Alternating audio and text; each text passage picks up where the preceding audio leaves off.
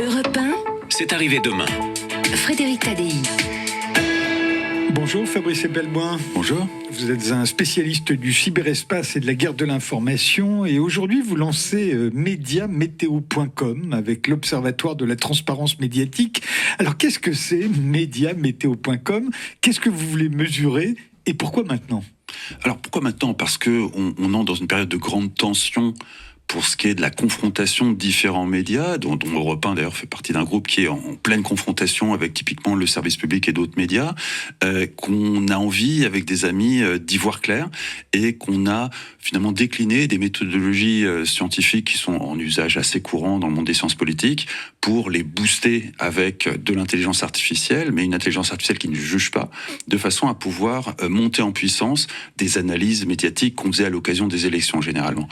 Et là, on a mis au point un moteur qui permet d'analyser le flux des idées, la confrontation des idées dans l'espace médiatique, dans un premier temps la presse écrite, ensuite la télé, la radio, les podcasts, de façon à comprendre comment se passe la vie des idées en ligne et quelles sont les confrontations des idées en ligne. Donc mediameteo.com, c'est une station météo de l'espace médiatique qui nous dit, en fonction des sujets d'actualité, je sais pas, l'affaire Liana ou l'accord de paix en Iran, s'il y a de l'orage, des averses, du brouillard ou du beau temps. Alors ça correspond à quoi? Ça correspond à des maths qui sont beaucoup plus austères que des alertes météo. En gros, on prend une quantité d'articles, on les projette mathématiquement des espaces vectoriels et on s'aperçoit, d'un point de vue purement statistique, que sur un sujet, par exemple, le vocabulaire utilisé par deux groupes de médias est radicalement différent. C'est ce qu'on appelle l'orage. Et typiquement, c'est de la confrontation autour d'un fait divers ou d'un fait de société avec un vocabulaire très différent. C'est le cas de Liana, c'est le cas de tous les faits divers qui se résument à un prénom d'une façon générale. Je mets des guillemets sur faits divers, où là, on a vraiment deux camps idéologiques qui s'affrontent pour essayer d'imposer un narratif. Ça, c'est l'orage. Puis on a d'autres phénomènes, typiquement un seul camp qui tourne en boucle sur un sujet, alors que l'autre camp se tait. On appelle ça le brouillard. Et c'est des phénomènes médiatiques qu'on connaît très bien. Typiquement, l'affaire de la Lola a commencé comme ça, avec un silence radio complet d'un côté, et puis énormément de contenu produit de l'autre. C'est vraiment un phénomène de brouillard où il y a tout un pan des médias qui laisse délibérément son public dans un brouillard. C'est alternativement la droite et la gauche qui le fait, c'est vraiment un phénomène global. Et puis on a des phénomènes qui sont de l'ordre du grand soleil, voire de la canicule, où tous les médias reprennent les mêmes éléments de langage. Il peut s'agir d'un bâtonnage, qui est un phénomène assez classique, de la reprise d'éléments de langage issus d'un camp politique, ou tout simplement de flemme, où tout le monde recopie la même dépêche. Parfois, on observe aussi des événements qui sont des grands moments de communion nationale, la mort de Robert Badinter, typiquement. Mais la plupart du temps, c'est un bâtonnage. Après, notre système est purement mathématique. On ne juge pas, on donne à voir, et c'est au lecteur de juger et d'arbitrer si c'est un bâtonnage ou si c'est un grand moment du non national. Oui, il ne s'agit pas de vérifier si ce qui est dit dans chaque média est vrai ou faux. Non, pas du tout. Ni de porter un jugement idéologique. Non, en aucun cas. Vraiment, c'est de la projection dans des espaces vectoriels, de l'analyse statistique et des formules de maths issues des sciences de l'information. C'est des algorithmes. C'est froid et ça ne porte absolument aucun jugement. Le jugement est vraiment laissé à l'être humain. Nous, on lui donne à voir des anomalies statistiques.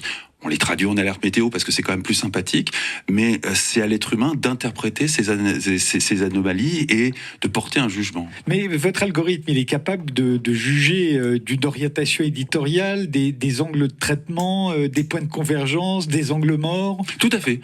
On est capable de projeter dans un univers politique un contenu, un média ou un journaliste.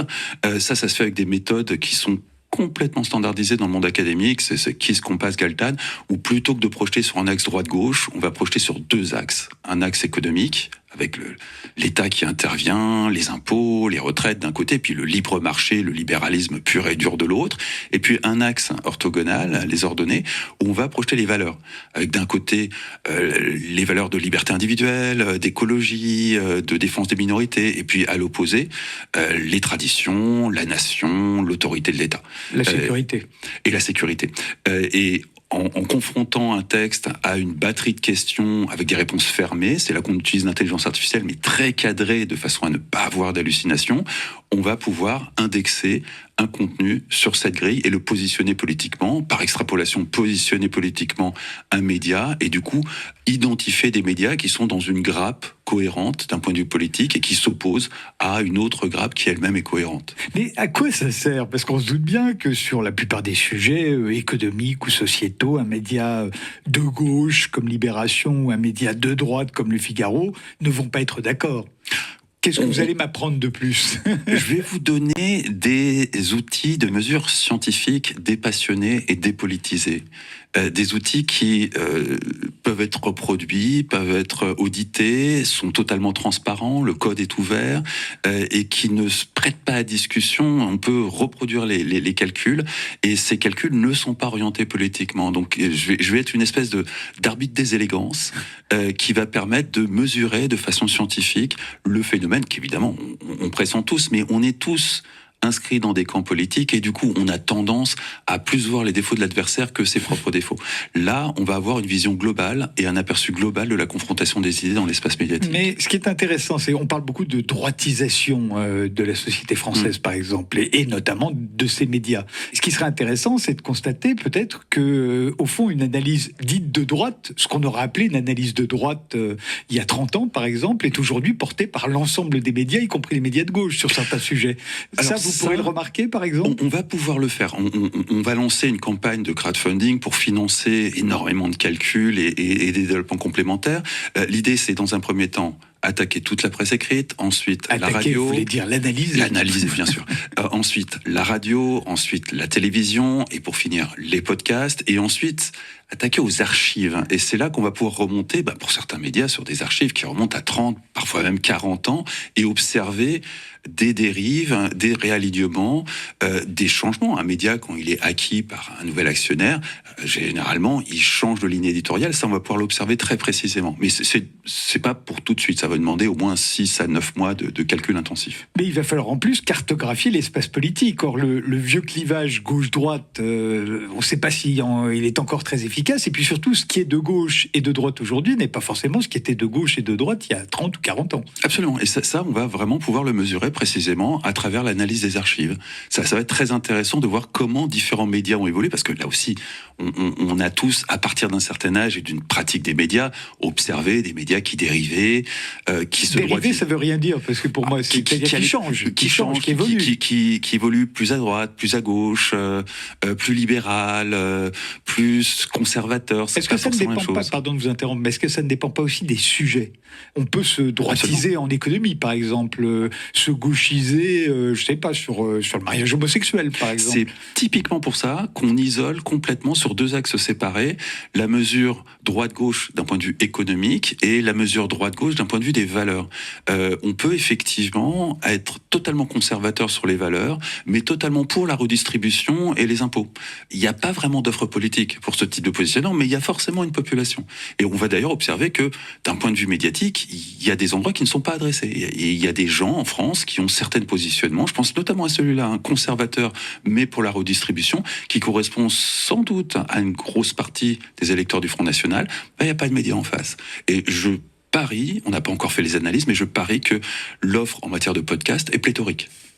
Mais je me souviens, j'en avais parlé avec Valéry Giscard d'Estaing quand il était encore vivant. Je lui avais reparlé du début de son mandat de président de la République et je lui avais dit qu'en fait toutes les mesures qu'il avait prises, les premières étaient toutes des mesures de gauche, oui. et qui avaient d'ailleurs été plus ou moins mal vécues d'ailleurs par ses propres électeurs. Mais là, par exemple, quand vous analysez ça, vous allez analyser la gauchisation de Valéry Giscard d'Estaing quand il légalise l'avortement. Vous vous rendez compte, c'était une mesure d'extrême gauche, l'avortement. Ou quand il va visiter les gens en prison, par exemple, ça c'était plutôt de gauche aussi.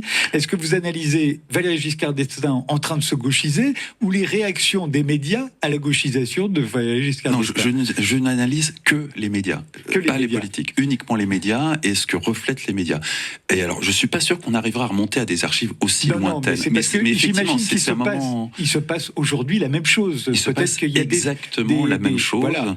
Mais dans un autre sens, probablement. Dans un autre sens. Et le jour où on arrivera à analyser l'ensemble du théâtre médiatique européen, on va là aussi observer des phénomènes de décrochage d'un pays à l'autre. Typiquement, aux Pays-Bas, la gauche s'est énormément droitisée sur des critères français. L'intérêt, c'est qu'on a des grilles d'analyse qui sont européennes. Donc on pourra comparer un pays à un autre, on pourra comparer des médias de centre-gauche polonais avec nos médias à nous, et voir comment tout ce petit monde évolue.